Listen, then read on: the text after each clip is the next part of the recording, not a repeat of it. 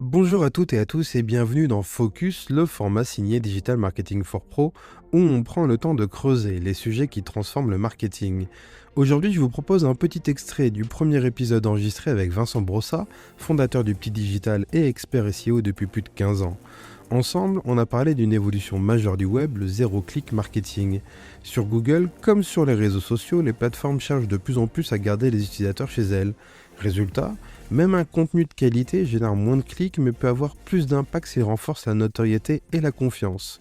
Dans ce passage, Vincent explique comment les marques doivent repenser leur approche du SEO et du contenu pour continuer à être visibles et influentes même quand personne ne clique. Bonne écoute!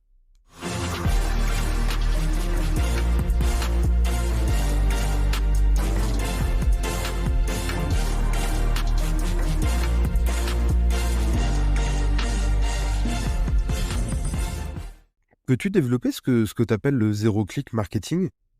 Ouais, alors zéro click marketing, là, c'est une tendance qui a été, si je dis pas de bêtises, c'est, la responsable marketing de SparkToro, qui est, l'outil, qui a été, créé par Rand Fishkin, qui est anciennement le fondateur de Moz. C'est, pour ceux qui sont dans le SEO, ils vont peut-être se rappeler de SEO Moz et de Moz, l'outil SEO, historique, et en fait, qui a popularisé un peu ce concept-là et qui veut dire concrètement que, aujourd'hui, quand tu partages un lien sur les réseaux sociaux, tu as très peu de chances d'être visible parce qu'en fait, tous les algorithmes des réseaux sociaux veulent te garder sur leur réseau social et ils veulent pas rediriger de trafic vers des sites tiers.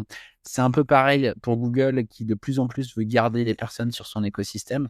Donc, dès que tu mets des liens qui redirigent vers des sites, tu es quasiment invisible. Donc, en fait, là, le concept du zéro-click marketing, c'est de se dire, au lieu d'essayer de rediriger des gens vers ton site, c'est que tu vas créer des contenus sans lien, mais qui vont faire que tu vas être visible auprès de ta cible qui, elle, va faire ensuite la démarche, par exemple, d'aller taper ton nom de marque sur Google ou qui vont taper ton domaine directement dans la barre de recherche. Tu as une explosion potentiellement de ton trafic direct, ce genre de choses. Et c'est vraiment ce concept de dire, tu crées du contenu pour chaque plateforme sans rediriger de trafic directement et sans attendre de trafic redirigé vers ton site. C'est hyper intéressant parce que du coup, si je traduis vraiment le truc, c'est-à-dire que demain, le SEO, si on a envie de vraiment avoir une vraie visibilité sur tout son impact, on regarde le trafic organique dans Google Analytics ou autre outil d'analytics, évidemment, mais qu'il faudrait également regarder le trafic direct et l'évolution du trafic sur des mots-clés de marque, parce que zéro clic, on travaille le branding, le côté communautaire que tu rappelles depuis tout à l'heure, etc. C'est ça, quoi. Ouais, clairement, c'est exactement ça et pour moi aujourd'hui, de plus en plus, on va devoir justement, ouais, analyser le trafic direct. Se dire: «Bah, tiens, là, on parlait un petit peu de, par exemple, tout ce qui est, tu vois, attribution». C'est un peu difficile d'attribuer aujourd'hui même le trafic des LLM parce que en fait, si tu regardes juste le trafic référent de ChatGPT.com, c'est pas, assez représentatif de la réalité parce qu'en fait, tu as potentiellement des fois où tu as été cité sans lien et où les personnes ont juste après tapé ton nom de marque dans Google et du coup sont tombées sur ton site. Mais du coup, l'attribution réelle de cette visite, ça devrait pas être à Google, ça devrait être à ChatGPT.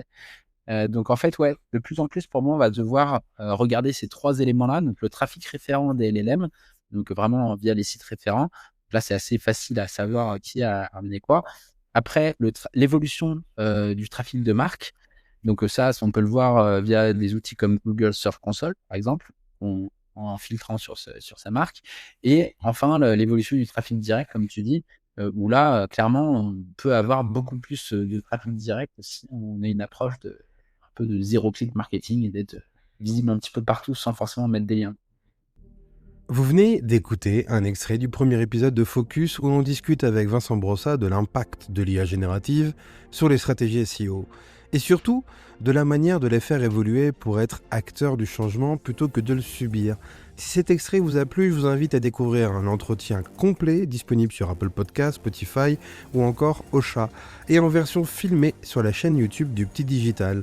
Et si vous découvrez ce podcast, pensez à vous abonner. En plus des épisodes Focus, Digital Marketing for Pro vous propose tous les 15 jours une veille marketing en moins de 30 minutes pour rester à jour sans y passer des heures. On se retrouve très bientôt pour un nouvel épisode parce que dans le digital, la vérité d'aujourd'hui n'est pas celle de demain.